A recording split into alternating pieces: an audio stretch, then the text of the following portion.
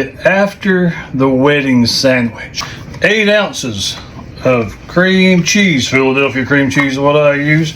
Let me put it in here. Got it in my bowl. Half a cup of sugar. Need a cup of crushed pineapple. Okay.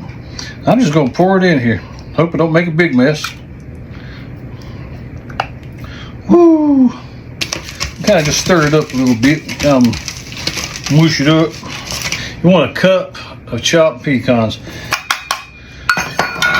Woo! Mix this up.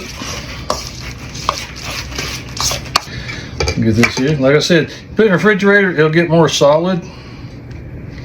But this right here, here the hose. That's good.